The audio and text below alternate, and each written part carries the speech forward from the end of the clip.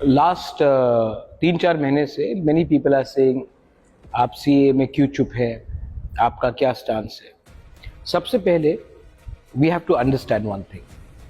Citizenship Amendment Act has been passed in the Parliament, and this law cannot be repealed by protesting on the streets or by holding press conferences. तो जो लोग मुझे बोल रहे हैं कि आप प्रेस कॉन्फ्रेंस क्यों नहीं कर रहे हैं सीए के बारे, मेरा आज जवाब है, ये अगर सिटीजनशिप अमेंडमेंट एक्ट को ख़त्म करना है तो इसको सुप्रीम कोर्ट में करना होगा।